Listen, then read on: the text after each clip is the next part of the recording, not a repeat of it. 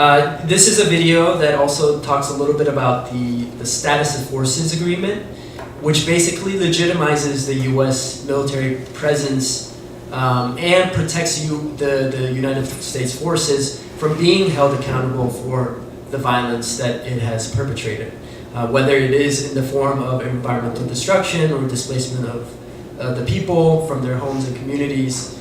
SOFA is something, so a lot of South Korean activists have been for many years demanding that the terms of the SOFA be changed so that there is more accountability from the U.S. soldiers.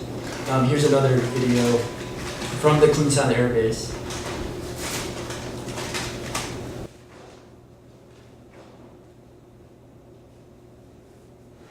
여기도 미군 기지가 이 미군 기지는 현재 미군에게 배타적 사용권, 전용 사용권, 모든 행정권과 권리를 다 주어주는 사용권을 주어졌기 때문에 그리고 무상으로 이제 사용하고 있다. 이것을 또 유지하고 관리하는데 드는 비용을 한국이 방위비 분담금이라는 거로 1년에 올해는 9,300억 원. 9,300억 원? 어쨌든 지금 이제 공군 같은 경우는 거의 미군이 주도하고 있고 그 밑에 한국이 존재하는 그림에 태평양 사령 그림이 그렇게 그려져 있는 것 같다.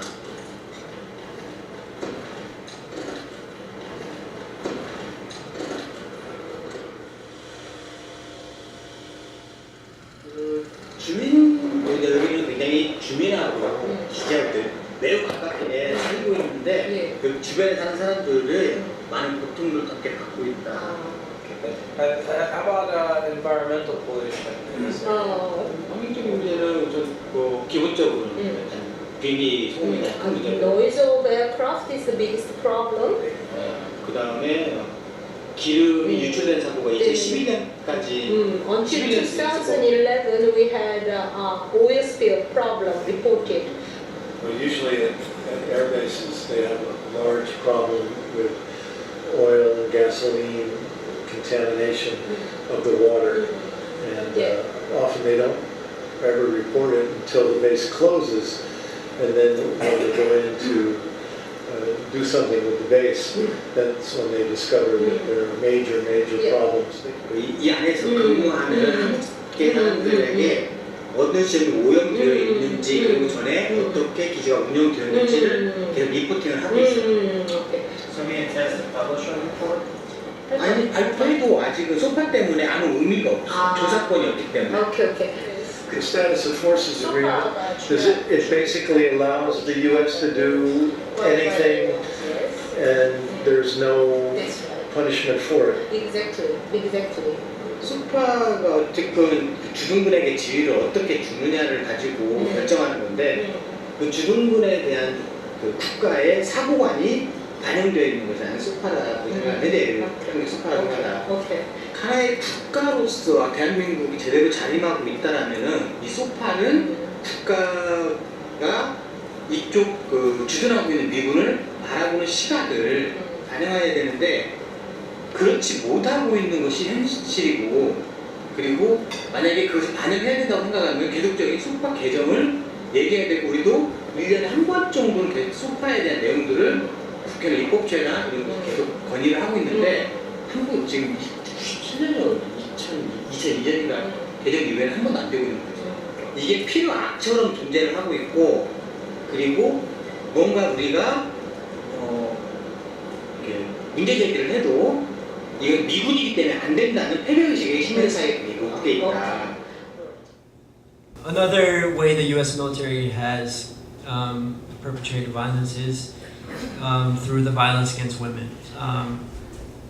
So in this image, there are activists calling for accountability for U.S. soldiers who were involved in sexual violence against a high school student. And again, the SOFA agreement, the SOFA protects U.S. military personnel from being held accountable, being put through the court system, the legal system in South Korea, and they're handed over basically to the U.S., who most times don't do much about it. And we know that the Korea Truth Commission in 2003, they released from their research findings that included the fact that the U.S. military had committed gross and systematic violence against women, both in northern and southern parts of Korea, from 1945 to 2001. And I'm sure there's many cases ever since then. And many of those many of the acts are characterized as mass rapes, sexual assaults, murders. And so I think I've kind of gone a little bit over, so I'm going to try to go quickly through just introducing the THAAD system. So THAAD standing for Terminal High Altitude Area Defense. This is the most recent manifestation of U.S. Military making its presence known in South Korea. THAAD, one of the arguments against THAAD is the fact that why is it there? It doesn't seem to be serving the purpose of defending South Korea against North Korean nuclear missiles.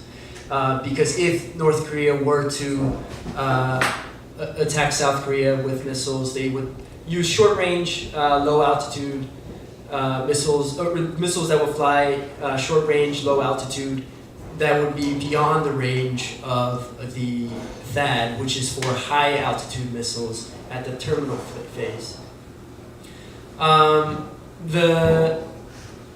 And it's not even used to, it wouldn't be effective against missiles aimed at military assets in Japan or Guam.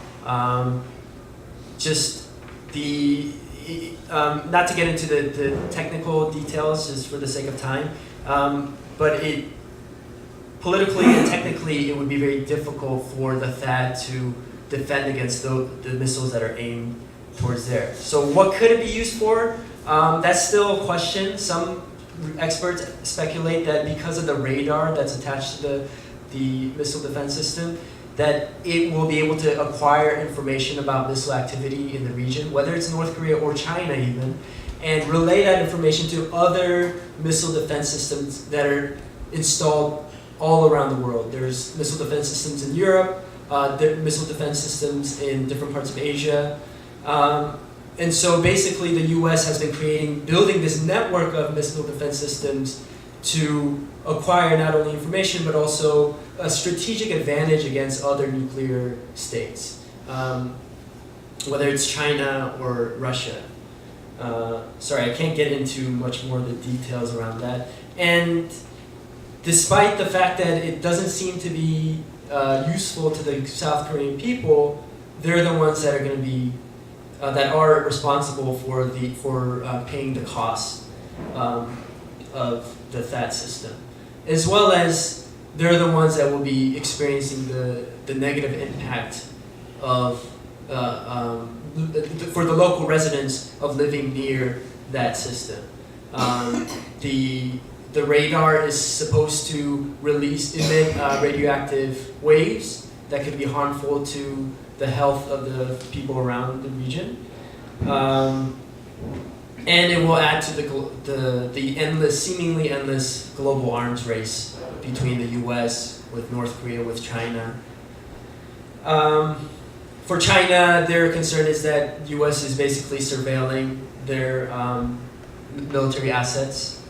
For Russia, they already have missile defense that are installed around its region, and so having more from the other side, that it only envelops Russia in this U.S. network of missile defense system.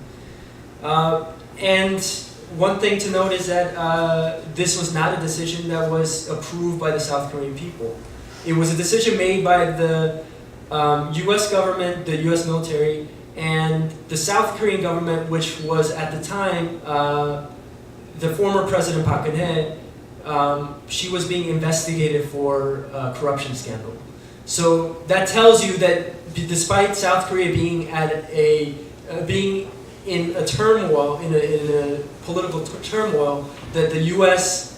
and the South Korean government were able to push this system through without any democratic process whatsoever.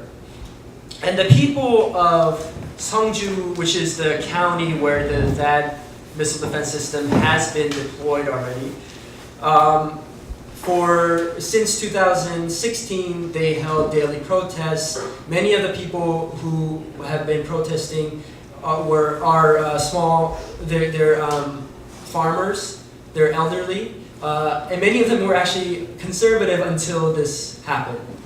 They voted for the previous conservative president, but then they felt betrayed by the fact that the South Korean government and the U.S. would push this thing forward, and so they would hold daily protests.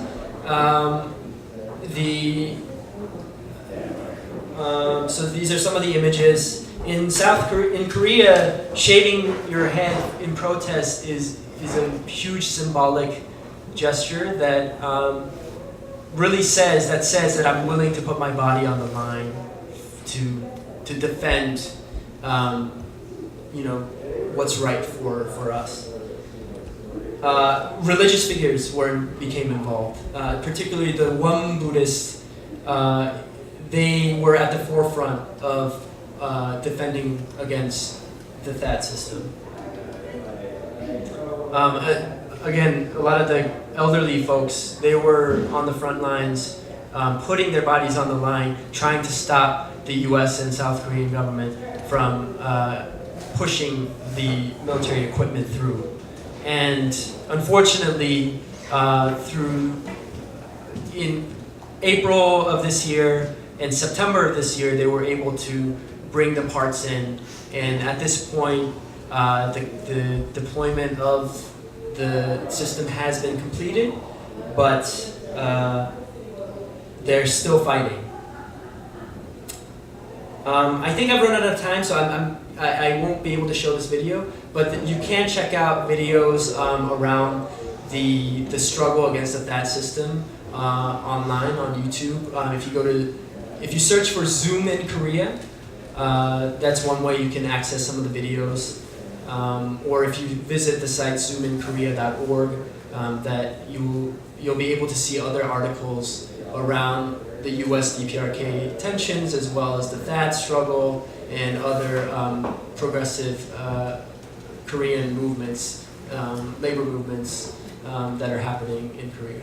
My name is Joyakgol, and I'm from South Korea. I'm a career peace activist for 20 years, and I've been resisting peacefully against U.S. military bases in South Korea and militarism and militarization of the country. The peace movement in South Korea has been strong, but the U.S. military was stronger. It was stronger than the people of South Korea. Let me tell you some stories. In 2002, 2 middle school girls were crushed to death by U.S. armored vehicles during a small military drill, and those soldiers who were driving the armored vehicle was not even put to trial. People died during the U.S. military exercise, but those who were responsible did not even get punished. We think it was at least manslaughter, negligence, but they got away with the murder. And the U.S. and South Korea military joint exercises take place several times a year, every year, in March, in August, in October, but in like small scale, those military exercises take place almost everywhere at any time, and most Korean people don't know about it because it's not covered in the media. But those people who live near those military bases know it very well because of the noise, because of the bullets, because of the effects on their community. Do you know how many U.S. military bases are there in South Korea? Can you take a guess? 200. 800 in South Korea. There are U.S. military bases. 800? It's less than that.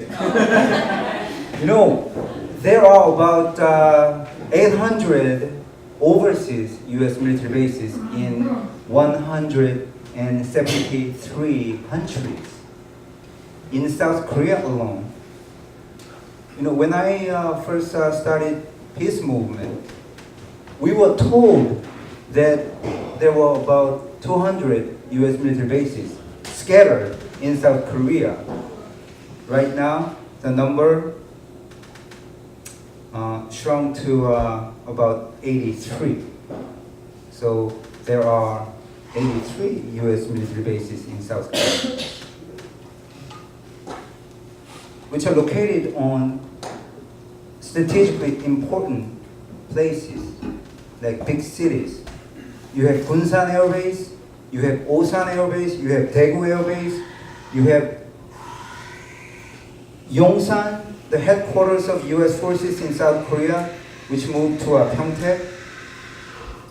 And this Camp Humphreys is the biggest U.S. Army garrison in Asia, but someone say it's the biggest one in the whole world. Well, it says the size is about 3,500 acres. I don't know how big that is, but I saw how big it is with my own eyes. I was there when the U.S. military and South Korean government announced a plan to move the U.S. headquarters and all the soldiers stationed near the border between North Korea and South Korea to the southern area, avoiding the direct missile attacks from North Korea. And now the headquarters is located in Pyeongtaek area, about 1 hour drive from Seoul. The farmers who are living around Camp Humphreys, they were forcefully removed from their homes. All of a sudden they were told that they had to leave their community, that they had been living for so long. Why? Because of national security, because of the United States' new military policies. Before that time, the U.S.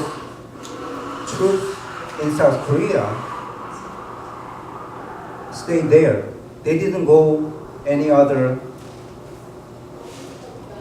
warfield.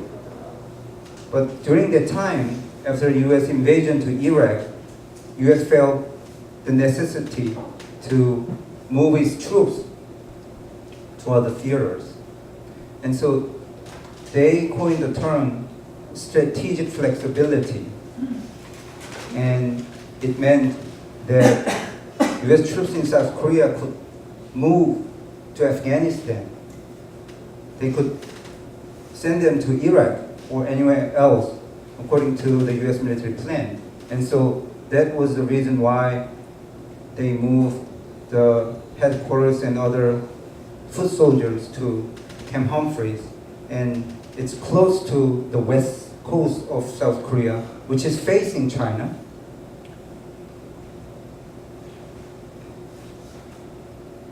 So that expansion of U.S. military base, Camp Humphreys, was a huge issue in South Korea from 2004 till 2007. A lot of people, including myself, went down to the small village of 5,500 residents, beautiful village to defend it from the expansion. We couldn't succeeded in defending the village, and now the villagers, the residents were all separated, and the rice paddies turned to be airfield where U.S. flights, warships, planes, fighter jets, and helicopters carrying special operation units for its reason, and it's heartbroken to see that. The farmers used to grow rice on that field, and now it's used for war.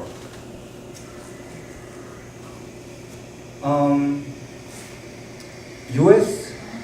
has a very strong military presence in South Korea, and in terms of military, we can say the U.S. is controlling South Korea with its 30,000 troops and strategic assets, B-1B bombers, B-2 bombers, B-52 bombers, aircraft carriers, nuclear submarines, Aegis destroyers. It's all in Korea. The U.S. is constantly sending its weapons and soldiers and